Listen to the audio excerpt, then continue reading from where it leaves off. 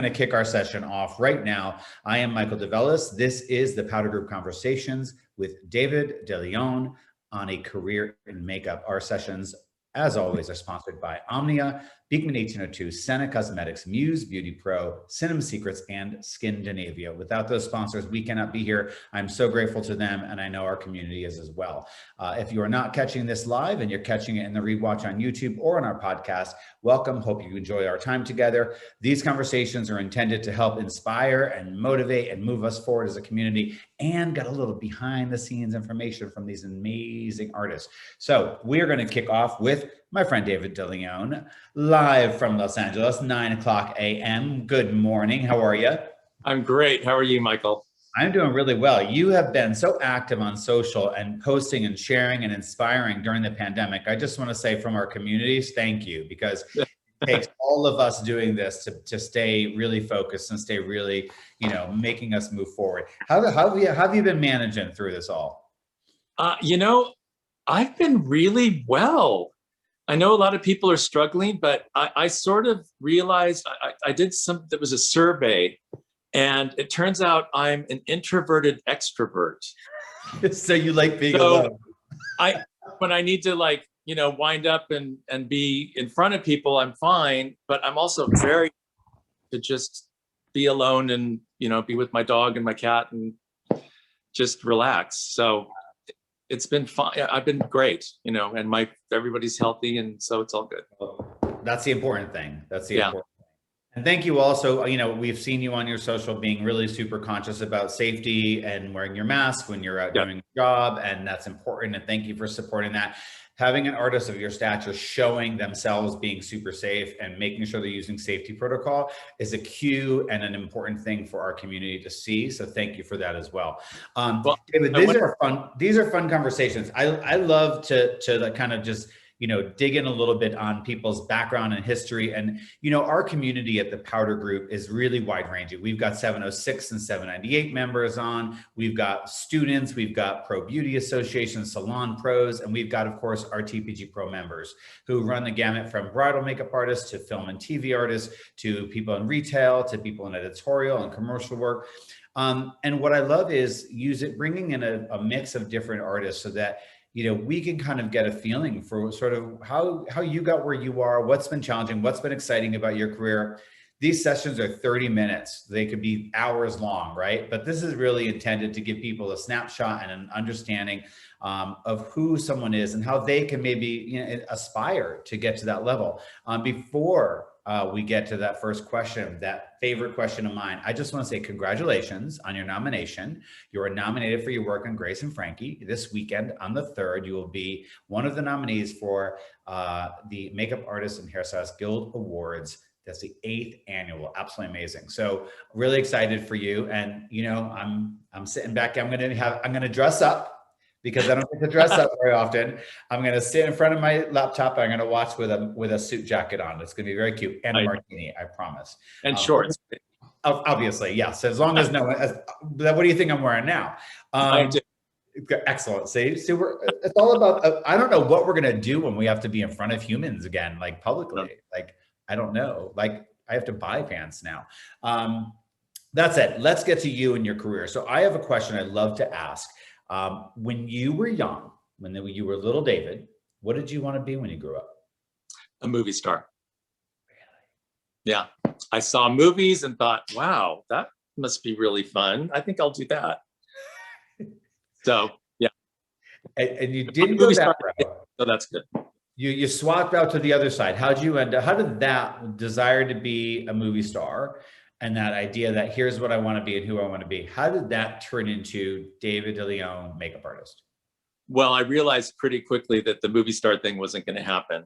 And I, by accident, discovered that I had a proficiency and talent for makeup. And I actually started in the theater. And then I worked in salons, and still not really knowing that working in film and television and editorial was a thing. I didn't really connect that people did that. And ended up taking a class and on film and television makeup. And that sort of started the whole ball rolling. So, Wow. yeah. How long ago was that? The first time I picked up a makeup brush was 1984. Wow. Yeah. Amazing. Yeah. Amazing. I'm an 80s boy too. So, you know, Yeah. although I didn't pick one a makeup brush up really ever, but into the 90s. But that's amazing. Let me ask you a quick question, backing up to the theater piece. You said you were in the theater. Were you in the theater acting? Were you in the theater doing makeup? How were you involved? I was doing makeup. I had a friend who was a dancer, and they were doing Stephen Sondheim's Age of Fall, the play. And it was at a local massive theater called the Terrace Theater in Long Beach, beautiful theater. And it was a full-fledged production. And he called me, it was a makeup artist, and he said, we have to do our own makeup, and I don't know what to do. So, and I'd never done drag makeup on anyone before, but I thought, okay, well, let's figure it out. So we did his makeup, and he took pictures, and unbeknownst to me, he took the photos to the producers. And they're like, who's this guy? And he's like, it's my friend. And they're like, let's hire him to design the show. So my first professional job was designing La Cage aux Folles, which was no small feat. Because I had no small job. That's not a bad place to start. Yeah, it was really fun. From that, I learned how to work really fast. I learned quick changes. I learned a lot of things that you can use across the board. So. Yeah, I think, the transition from theatrical to television or film also is, it's very different, but also there's a lot of the elements, right? That, that you have to keep in mind. I mean, every genre or arena that you work in, there's crossover techniques always, so it's a matter of degree and intensity, really. And let me ask you this. You say you started, and you kind of just already said, my next question was going to be, what was your first memorable work as an artist? So I want to skip forward past that question. I'm going to say you got into theater, and listen, you're what I call an accidental artist, right? In a way, right? It's maybe that person who did their friend's prom makeup because they love doing makeup on themselves. And then their friend was like, oh my God, you're really good. And then a few years later they get married. They say, hey, will you do my wedding? And they say, sure, somebody else. And it just steamrolls, right? Or they get in retail or in the salon. You're an accidental artist. You hit this moment where you're like, oh yeah, I guess I can design a show. I'll design La Cage. And then what was next? Like, did you just kind of go into automatic mode, or were you, was it like there was a next big thing and a next big thing? Well, I working in the theater, and then it just was, like you said, it snowballed, but I took every job I possibly could. I did weddings, I did headshot photography, I did, student films. I literally started at the bottom rung in this business. And, one thing I know that with young artists and students, it's really about keeping that focus. I knew I wanted to be here, and I was here. So how do I get there? Right. And it really was just showing up and being as present and professional as I could, even though I wasn't a pro yet. I kind of faked it till I made it, in a way. But it was just constant working, just taking anything and everything that came along. I think it's interesting, when you talk about like rungs and steps, and we're, when we just doing a program that wraps today called the 30-day career challenge. And a lot of that is setting goals, right? And some of those goals, and whether you want to be, you're like, oh, I did some bridal, I did some of this and free, but here's where I want to be. I want to be doing this kind of work. That's my goal. That's my end goal, right? And so those steps along the way, and we talk about that a lot. And I think that you're right. Stay focused, and whatever that end goal is, keep moving toward it. And, I think it's funny when, people say, oh, I don't want to go work in retail, or I don't want to do bridal, but then they're struggling to get into TV and film. And I'm like, well, would you rather be doing makeup or working in a restaurant? Either one is great, but wouldn't you rather stay focused on that work? And I think that's what you just explained in a way, right? Like whatever you have to do, say yes. Well, also to back up what you're saying, when I was a student, my goals were to win an Oscar, win an Emmy, and do the cover of Vogue. Well, looky there. I've done the cover of Vogue and I've won an Emmy. So I haven't reached all my goals yet. Well, But, keep going. you know, it doesn't matter if you're doing makeup, it doesn't matter where you're doing it, because every time you do it, you get a little bit better and you learn something. And when you're interacting with a human being, you really have to get that down once you get to a certain level in the business. You know, you have to be able to talk to people or not talk to people, or just kind of suss out the room, the feeling of your actor or your model or whoever. You have to be more attuned to that. And that just comes with time. You know, it comes with doing it. So I think that's an interesting point. I think that it does, you know, if you're not looking at each opportunity as a way to learn something, there's a miss, right? Yeah. Yeah. And where's your passion? Where's your heart? And where's your drive? So you got into other work, and then I'm going to fast forward a little bit to a lady named Jane and Barbara and Ellen. And that's sort of that pinnacle you were trying to get to, right? Besides the awards and the Vogue cover. So after leaving that theatrical moment, which is a pretty memorable moment, what was your next, oh my God, I'm actually a real makeup artist moment for you, knowing that those celebrity clients and that kind of work was your main goal? Well, I mean, what's coming to mind now is not a particular celebrity encounter, but just working on, you know, really huge movies with 100 other makeup artists that were all like my idols, you know, like Pirates. I did the first Pirates of the Caribbean, and there was all these legendary people, you know, hand laying beards and dirtying up pirates, and that just being part of that community, being part of that brother and sisterhood was just, it's like, oh, okay, I'm on the right track. I did it right, you know? So that was a major thing, I think, for me. And, you know, when I started in film and television, I was primarily a character and prosthetic artist. I didn't start in beauty. My beauty work before doing salons, I worked in salons for years. But when I was a really talented painter, so I was very adept at character work and prosthetic work, and the beauty came a little bit later. I don't know how, but my first personal makeup job was with Barbra Streisand. So I went from painting pirates to painting Barbra Streisand. So it's been a weird ride. I'll just kind of amazing, right? Going from, yeah, that's a pretty big deal. What do you love about this craft? What do you love about working in makeup? I love that it's an actual job that I get paid for, and I've done it for free, and I would do it for free. And I love the creativity, obviously. I love the camaraderie of working on a set with other people that are really talented and bringing their A game. Sometimes I love the travel, and I love just the opportunities really that it's brought me. You know, I normally wouldn't have if I hadn't have gone down this path. So pretty much all of it except for the long hours. Yeah. So sorry about those. Yeah. What do you think makes you a good makeup artist, or what would you say are like the qualities that make up a great makeup artist? Well, like I said before, I think I had a natural aptitude out the gate, a natural talent. That helps.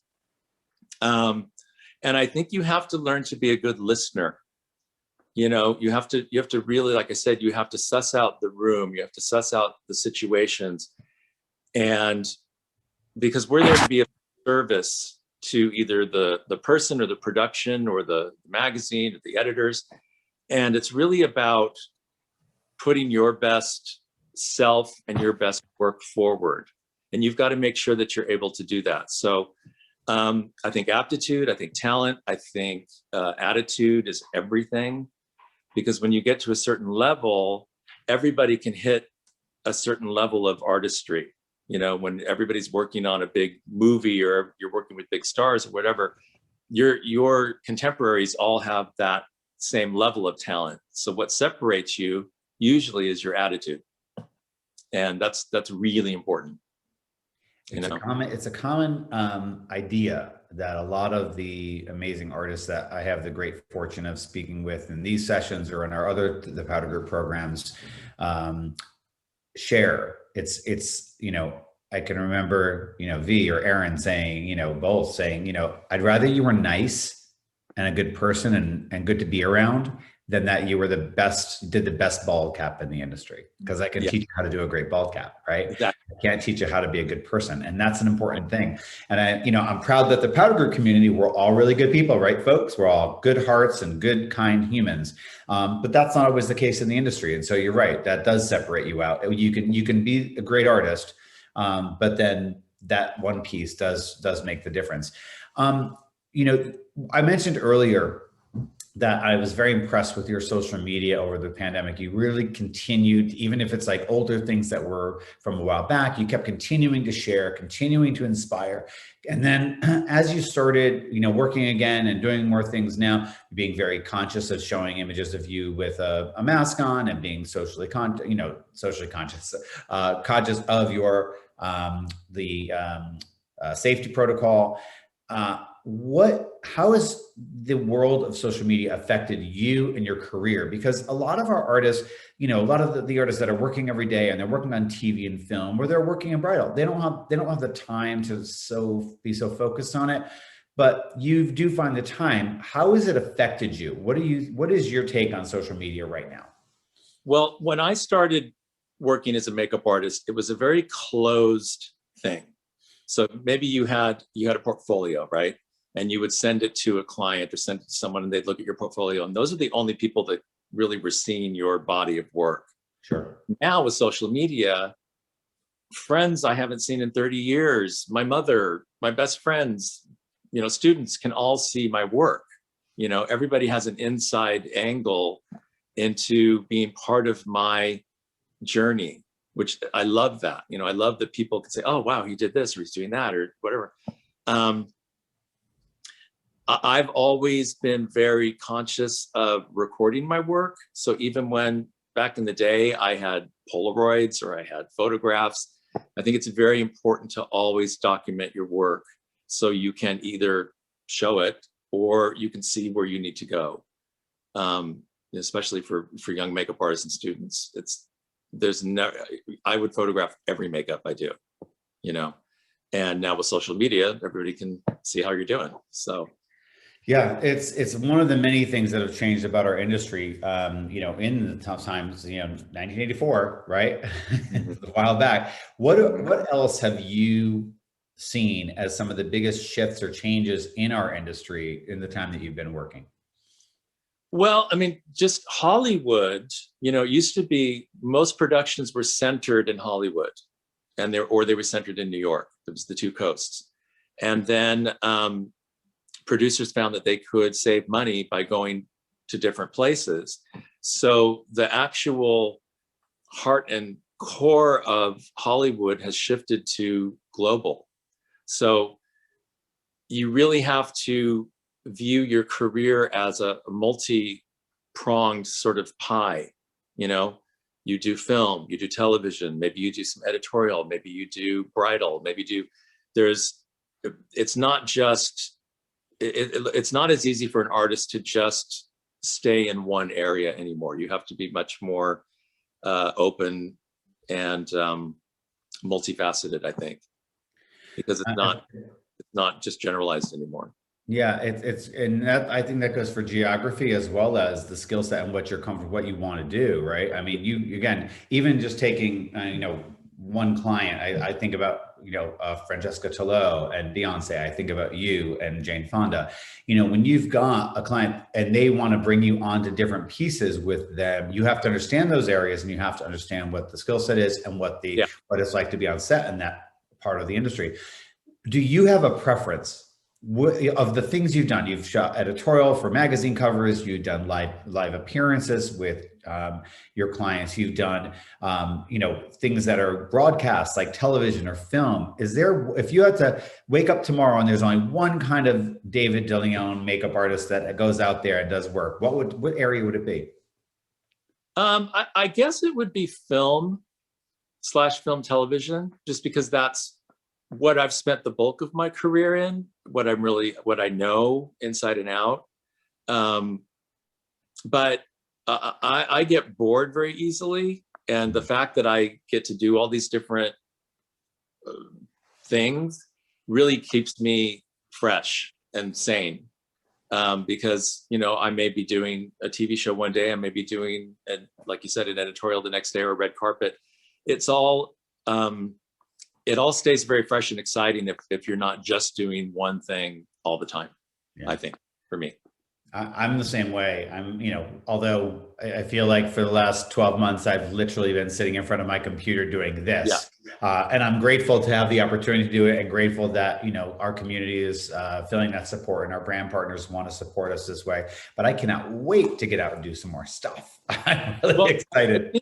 I think that the pandemic sort of stopping everything, I know for me, and I think this can be for anybody, it's like it sort of made me stop and take stock of my life and my career, and maybe adjust some of my goals and expectations going forward. I found out what's really important to me is obviously what's important to most people. It's my family and my friends, and just really enjoying the world around me and appreciating the world around me. But I think it was a good thing for a lot of artists to stop and just sort of take stock for a little bit.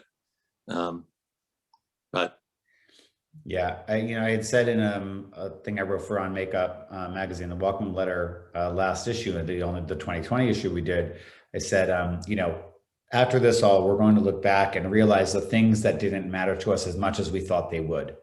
Yeah. Things we didn't miss as much as we thought they would, and the things that mattered more than we thought they did. And I think that's an important thing. It is an important takeaway. Let's talk about work. Let's talk about sort of some high points or some challenges. What would you say is the most challenging project, the most challenging part of, not of your job, but a specific challenging project you've worked on? Well, I can tell you, it was my first union show, and it was a spinoff of Buffy the Vampire Slayer. It's called Angel. Mm-hmm. And we would start on a Monday. Our call would be 4:42 a.m. And by Friday, our call would be 6 p.m. So that's the hours we were doing, 18-hour days, and we would turn around and turn around and turn around. And so you would wrap on Saturday morning around 8 o'clock. And then Saturday was spent dead, just sleeping. And then Sunday you tried to cram whatever you could into your life, and then the grind again. That was physically the hardest show I've ever done because it had prosthetics. Sometimes we'd have 20 prosthetics in a scene. It had stunt work, so you'd have to double the stunt people and all that. And then we had a regular cast of people. That was the hardest. Thank God, nothing I've done since then has been as hard as that, because I don't think I would have survived. It was fun, obviously, and it was a fun show to work on. But those kinds of shows, fantasy shows, horror shows, they're very difficult. And once I discovered what it was to be a personal makeup artist to a star, where you go in when they go in and you leave when they leave, and you have their sort of turnaround time, I was in it. This is for me. You found your home, you found your place. Yeah. Well, let's talk about one in particular, Ms. Jane Fonda, icon of all icons, really, just such a powerhouse of a human, such an important person for social causes, as well as obviously as an incredible entertainer. When did you first start working with Jane Fonda, and how did that come about? Actually, she doesn't remember this. I did her makeup for one episode of a show called The Newsroom. Mm-hmm. And her regular makeup artist wasn't available. She was out of town or something. And they called me, and I showed up and did her makeup.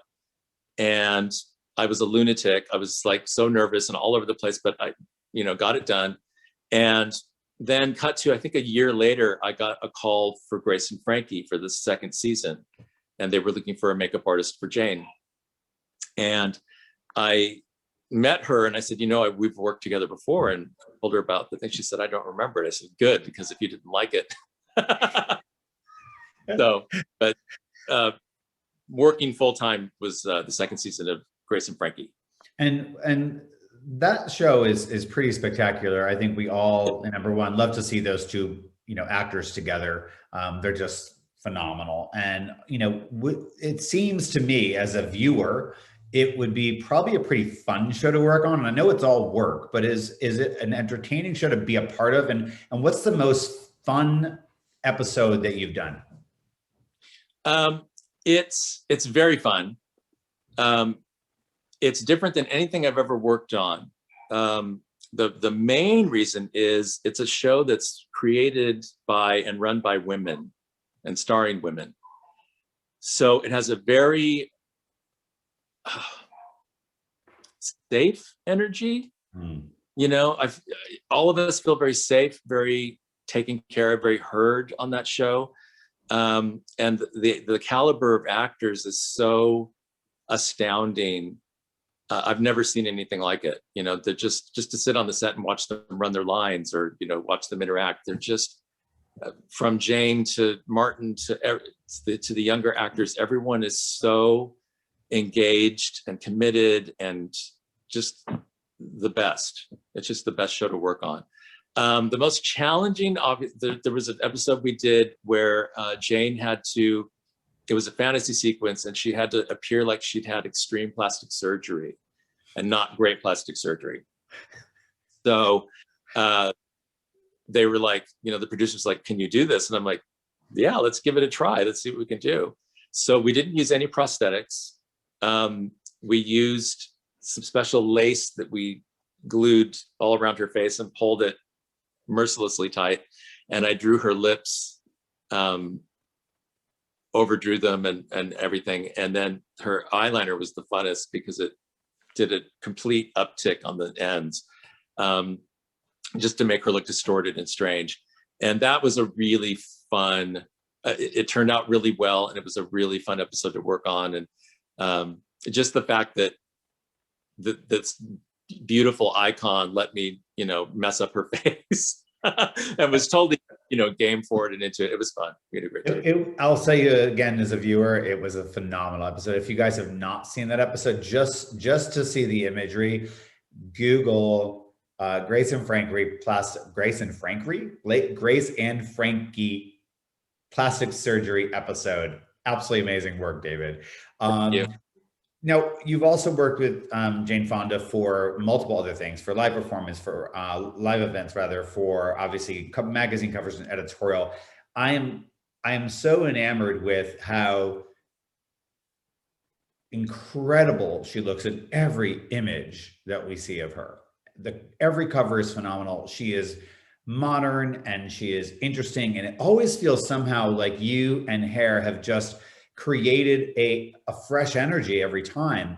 And for me, I think to myself, with the way that you are working with someone so regularly, how do you keep things fresh? How do you keep it from getting to be going in autopilot? Well, I think, like we said before, the fact that Jonathan Hanasek is her hairdresser, the fact that we get to do all these different medias with her sort of in of itself keeps it fresh, because you can't do the same makeup that you do on a TV show that you're going to do on the cover of Harper's Bazaar. It's a totally different thing. And it would be nice if I could do anything I wanted to do, but you have editors, you have directors, you have different people that have a take on what the result's going to be. So you kind of have to meet other people's expectations too. So like, for instance, we did the cover of Harper's Bazaar and they wanted clean, really almost no makeup. So, that's very different than, say, a red carpet thing where you're doing, full glam. I think just the nature of the work itself keeps it fresh, and the fact that I'm switching back and forth in my brain and switching back and forth in my skill set all these different genres keeps it fresh. I think you know, it's a great lesson for our community also. No matter what area of work you're in, you're never the final decider, are you? There's Never. always other people, whether it's a bride, whether it's a director, whether it's a creative director, whether it's a photographer. There's always someone else, including the talent and your client, or their publicist, who is going to make sure that you're doing the stuff you need to do, and make sure that you're creating the look that is what is necessary and what that brand feels like. So I think that's an important lesson. Just a couple more questions for you, and I'll let you go, David. I always ask this question to people who work with people like Barbra Streisand and Jane Fonda. Is there a client that you think, oh, if I could get my hands on her, if I could get my hands on this woman, who would that be? Do you have one? Sophia Loren comes to mind. I mean, just to work with her, I mean, she's just a goddess. So not that there's anything wrong with how she looks, but you know, it'd be fun to do my pass on her. Yeah, absolutely. We'd all love to see that. Absolutely. Yeah. And I have one more question. And just like I like to start with finding out what you wanted to be when you were young, I always want to ask someone of your stature, if somebody was starting out today or building their career today, and they said, David, impart upon me one piece of wisdom, what would you share to somebody who is starting out or looking to build their career today? Well, I think it's the same as, you know, what I would say 20 years ago. Stay focused,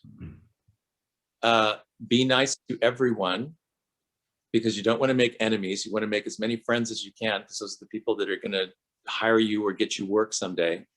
And save your money. I wish I had talked to you a few years ago. Those are all really important, guys. Be nice and save your money. I mean, really, that sums up our time together. David, thank you so much. Good luck on Saturday at the Makeup Artists and Hairstylists Guild Awards. We are all going to be rooting for you. Everybody, this has been the Powder Group Conversations with David DeLeon on a career in makeup. Thank you to our sponsors, Omnia, Beekman 1802, Senna, Muse Beauty Pro, Cinema Secrets, and of course, Skindinavia. We look forward to seeing everybody next week. David, we'll see you on Saturday night online. Bye, everybody. Thank you.